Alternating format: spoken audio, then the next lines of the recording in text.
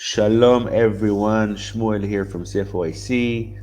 Today, this morning, I'm especially privileged and happy to host Rabbi Leo Dee. I don't think there's anybody who's listening to us who never heard of Rabbi Dee and his personal story.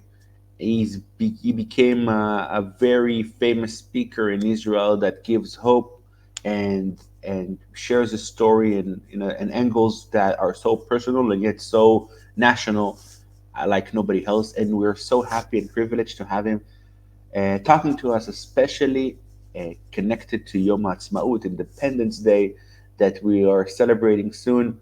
And I thought there's not a better guest to come and talk about independence, about hope, and about what we're going through in Israel from Rabbi Dee. So, Rabbi Dee, good morning, and thank you for coming. Good morning, Shmuel. Thank you for having me. Um, Rabbi, can I refer to you as Rabbi? It's okay. Rabbi Pleasure. Dee, Rabbi Dee, you know, we have many viewers now from all over the world, Christians, and they are our friends and they support Israel. And I want to start off the bat with the feeling and how do you approach this movement of Christians supporting Israel? What are your thoughts about it? How do you feel? And share your mind about it. I am so delighted that we have friends out there. I think, as many Jews, this is can feel like a very lonely time, not just in Israel, but also in America, Europe, and Britain, all around the world. And to know that there are Christians who are our friends, who love us, and we love them, and support us is absolutely remarkable. It gives us so much strength. And I have to tell you, Shmuel, that I've been involved with the students, American students on campus over the last few months, urging them to get involved and to create a counter movement, actually holding the American flag.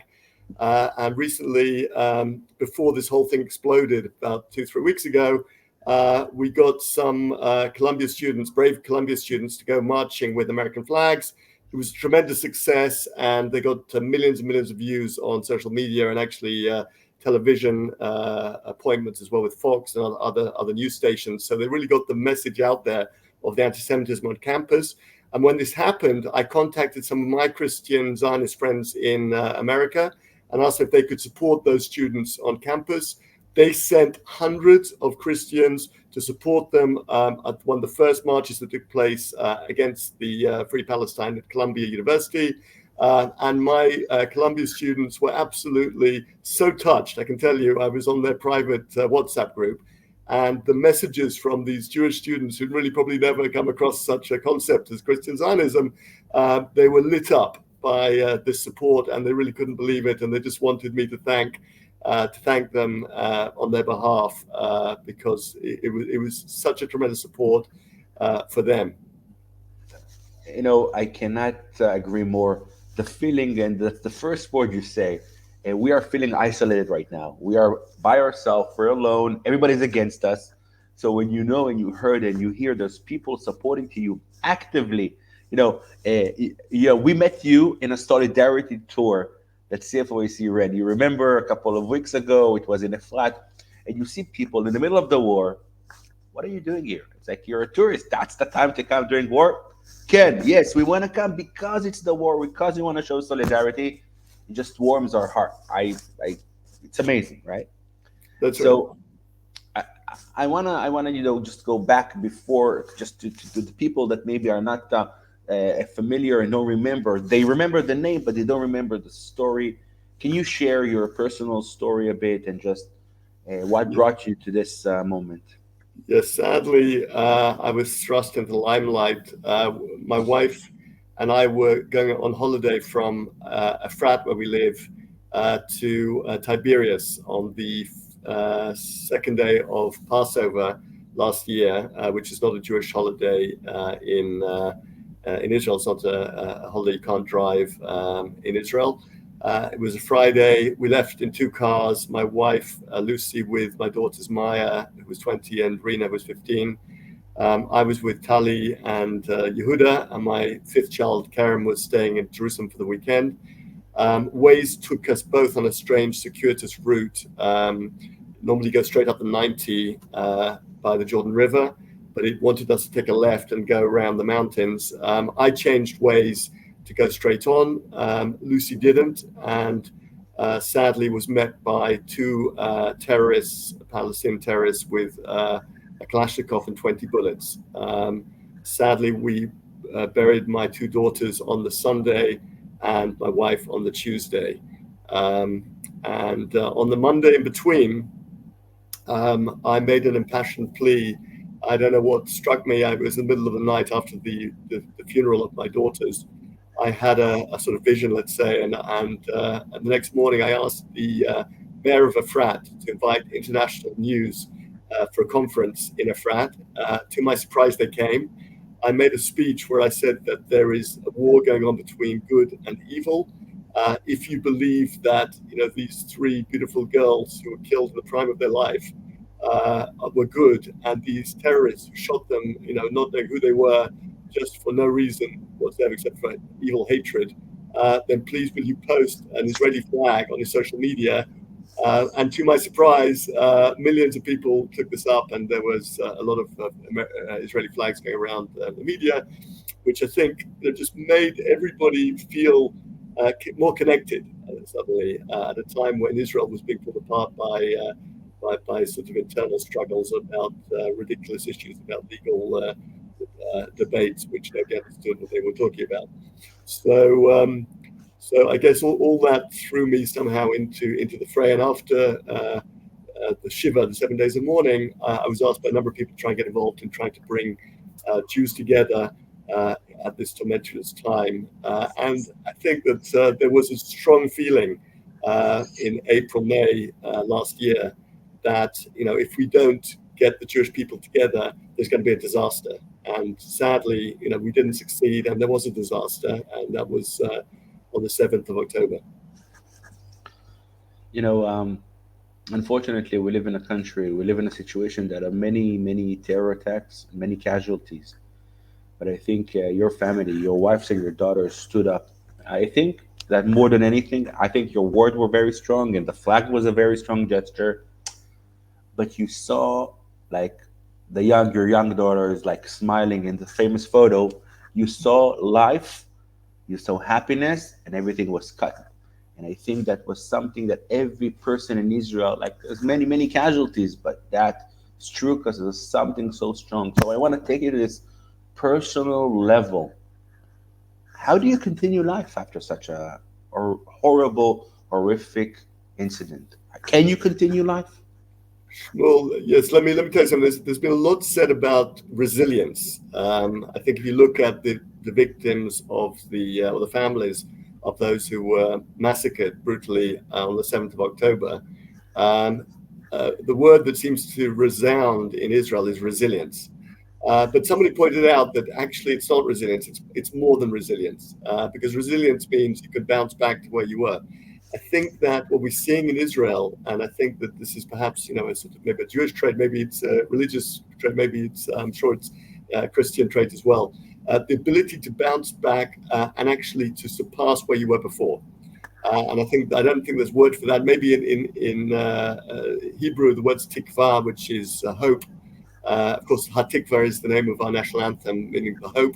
And I think hope is something which can take you from a very terrible tragedy to an even higher level. Because if you believe that actually there is a redemption, that actually we're in a process of redemption, and that all these travails we're going through are actually the birth pangs of the Messiah, I think then you understand that actually, not that you can understand why it's happening to you, but you can see there is a bigger picture which which you're plugging into, and that can give you energy.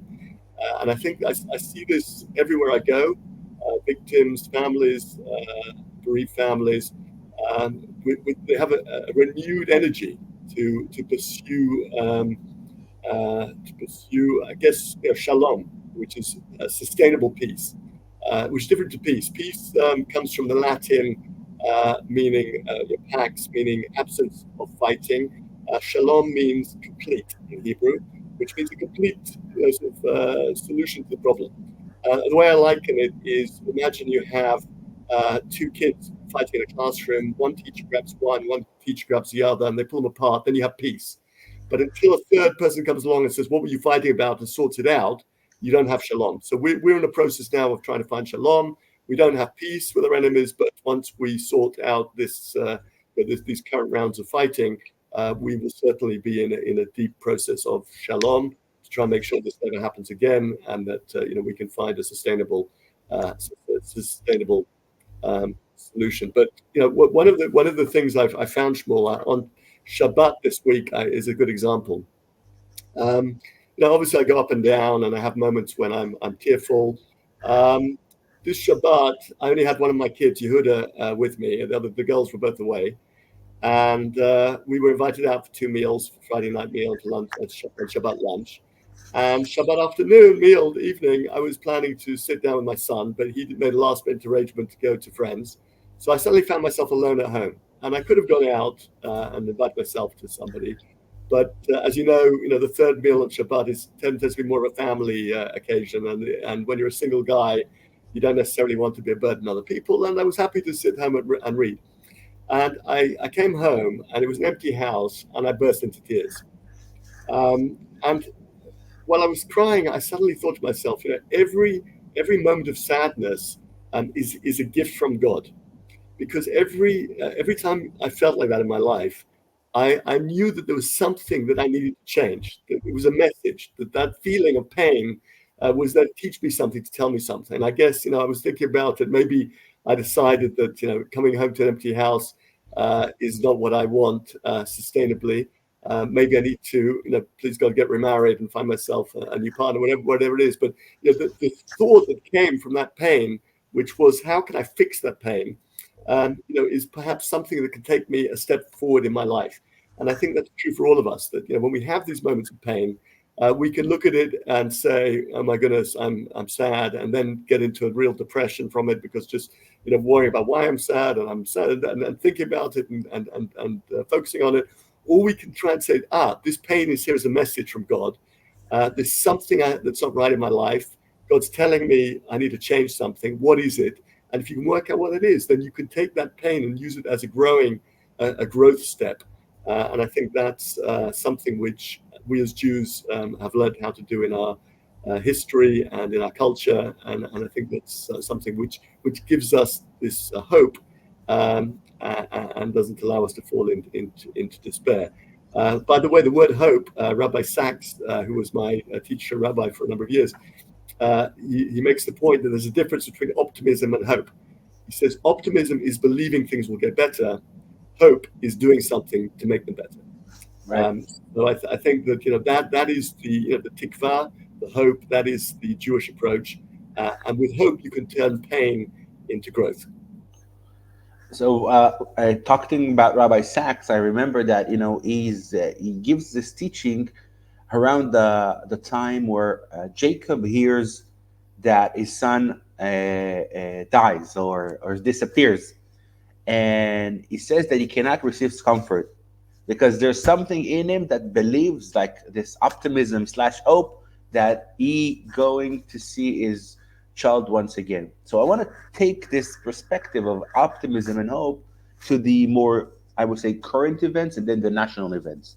So Rabbi Dee hears about the 7th of October, and he hears about thousands of broken families, thousands of broken families. And since there, hundreds of soldiers, including, people in your neighborhood in Efrat that lost their son, soldier. So I'm sure, without even questioning it, that you went to Shiva and you paid a visit and you tried to say something as somebody that went through this horrible time, and a personal perspective. You go to a family. Rabbi, what do you say to a family that their hope is gone? Their son, their daughter, the soldier, the wife, whatever. What are the words you use to be with them at that time? Well, that's a good question. I have visited many families, sometimes with the shiva, often after the shiva. I find I'm not very good at shivas. I never have been. which is bizarre because at our shiva we had tens of thousands of people. So I don't know whether that was a message to me that I should have learned from them to go to more shivas. But I don't find I'm very productive when I'm at helpful when I'm at a shiva. But the families I have spoken to,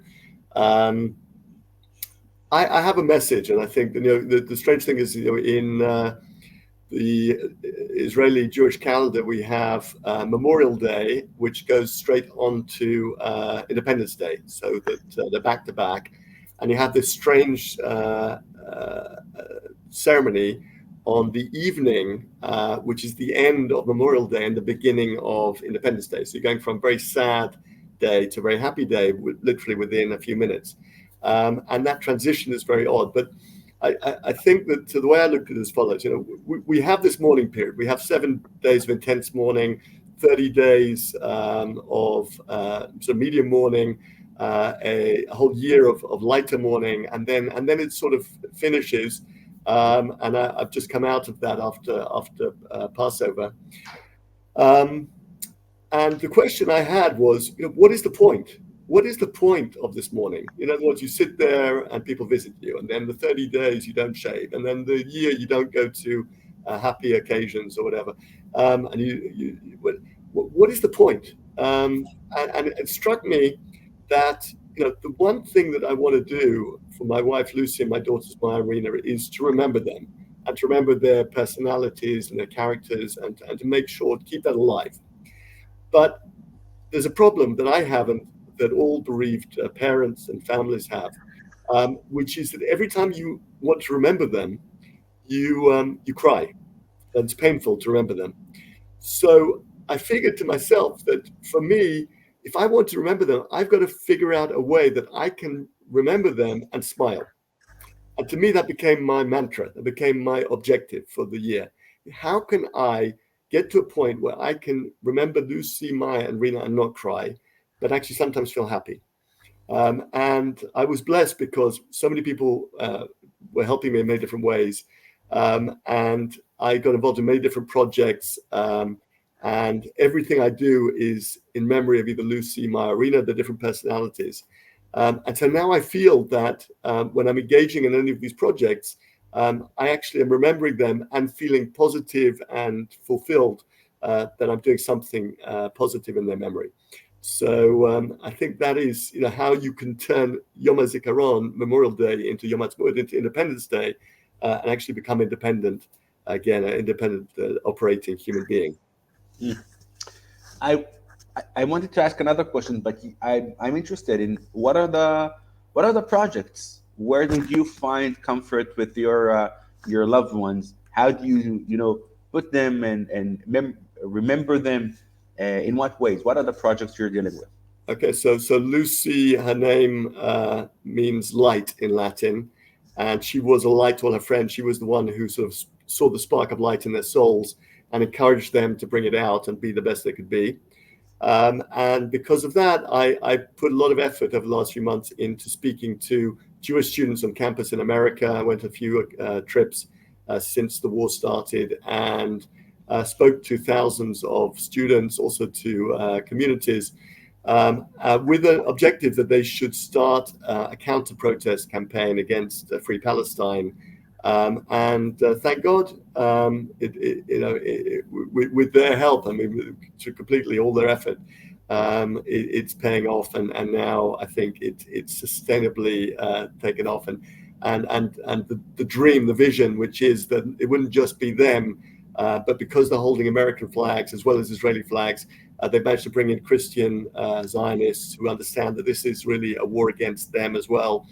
They brought in fraternities who we saw putting proudly up the American flag recently, and also getting involved in Louisiana this week and elsewhere. And really, the vision was to try and get this counter-protest campaign out to Americans, not just to the smallish Jewish community, but actually to the wider American and Christian community out there, because this, as we know, is a campaign against them. So that was something which I did really in memory of Lucy, and I continue with that. In fact, I'm coming out to America in a week's time, please God, and I hope to speak to different crowds about that topic and others. then in terms of Maya, Maya's name was means in Hebrew the water of Hashem, which means the Torah. And I've been teaching a lot. I've been speaking a lot, pretty much every day, once, twice, sometimes three times.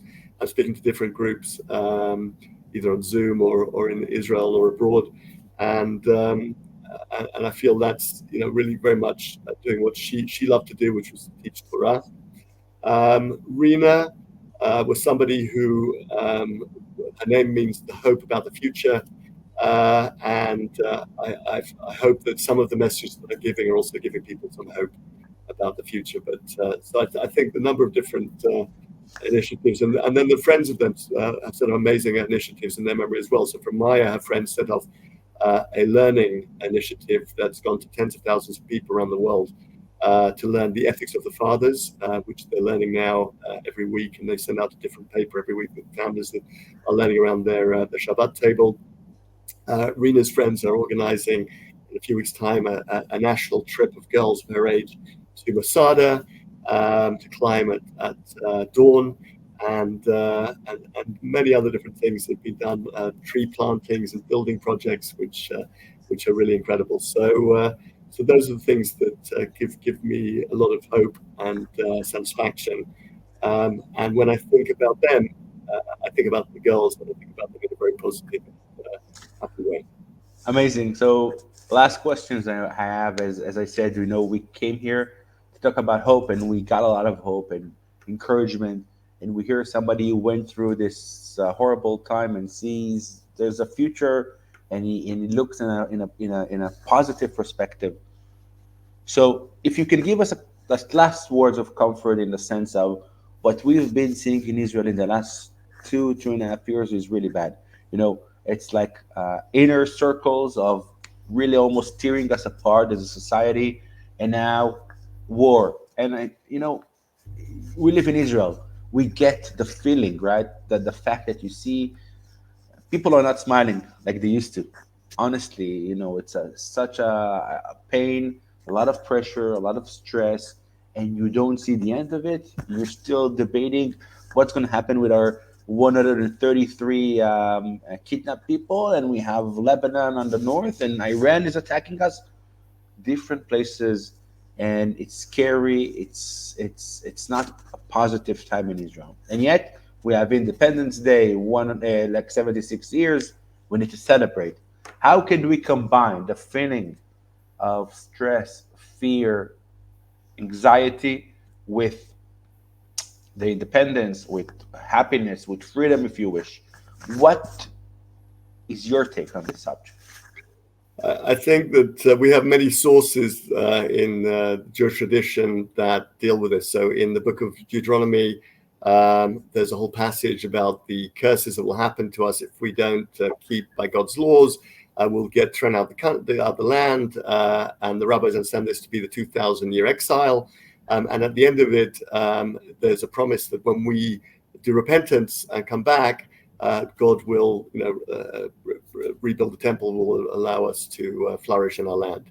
And that's in the Bible. But of course, in the Talmud, there's an express passage which I urge your Christian listeners to look up if they're interested on Google, about the tribulations that will happen before the time of the Messiah, which pretty much includes everything that's happening now. Says that the people will be evacuated from the northern and the southern borders. It talks about prices going up, a huge inflation. It talks about pretty much everything that's happening. And I think that it's fair to say that the 7th of October launched us into a new world. It happened on Simchat Torah, which is the time, as you know, when we open the Torah and we start reading from the beginning of Genesis at the creation of the world. And God was saying to us, you're in a new world. And I think this world is actually the world of redemption. It's the Messianic period. And by Jewish understanding, the definition of the Messianic period by Jewish sources is it's a time when Israel will not be under existential threat from outside. That is the definition. In Hebrew, it's called Shibud Malchut, that there will be no more existential threat from outside forces. And if you ask any Israeli citizen today, left wing, right wing, religious, not religious, what's the purpose of this war? they will all agree it is to get rid of the existential threat from all our borders, which is the first time in Jewish history that this has ever been the express purpose of a particular war. So this war is for the Messiah, according to Jewish sources. It conforms in many ways with everything that the rabbis have predicted will happen at this particular time, and the Bible itself. And of course, the time of Messiah is a time of greater light of truth. And seeing the evil on the streets of America and Europe and Britain and the world coming out with flags saying we're evil is an amazing sort of light on truth. Seeing American university principals sitting in front of Congress and saying that calling for the genocide of Jews is not against their policy is a tremendous light on truth. Seeing President Biden actually getting up on the 10th of October, making a speech passionately for Israel, although he's let us down subsequently, was a light on truth. And there's so much, and of course, the miraculous evening where 330 missiles were shot down, and there were no casualties in Israel when Iran targeted us that Saturday night, is again, a miraculous occasion. There's so many things that are happening which are beyond natural. There was a Turkish MP who stood up in the parliament, cursed Israel for 2 minutes, and then he dropped dead of a heart attack on the spot. These are not normal things. So we're living in the footsteps of the Messiah, and I think that whilst the pain is great, and of course that all our sources predicted that this would be the case at this time. We know as Jewish people, every time we've gone through tremendous pain after the Holocaust, we set up the state of Israel. In 1967, we dug tens of thousands of graves around Israel, and then 6 days later, recaptured Jerusalem. We know that at times of great pain and stress, that's when the greatest redemption occurs. So I think that is the light at the end of the tunnel. That's what we need to understand, is that everything here is not just for nothing. Everything here is to break through so that we can actually get to the next stage of redemption. Rabbi Dee, thank you so much. I want to finish with this quote from Rabbi Sachs. I don't remember the source, but he talks about a place where to overcome a trauma, always focus on the future, build the future, and then you can go and look back to what happened. And I think from a personal perspective and an international perspective, you're absolutely right. Great things to come. And that's what holds us strong. And to believe, we've been there, we've done that. Was a lot of hard times to the people of Israel, but always the next step, the next level. You're going to grow, you're going to rebuild yourself, and you're just going to go into new stages. So Rabbi Dee, thank you so much. I wish you comfort. It's been really difficult here, and I hope that the promise is that from now on you're going to feel some comfort on your personal level. And I hope us, the people of Israel, and all the Christians will look at us and they pray, they care, they think about Israel day and night. I'm telling you, that they are on top of it. All of Right. us are going to see comfort and hope, and this Independence Day is not going to be different than others. Looking at the hope, the national anthem, that's the hope.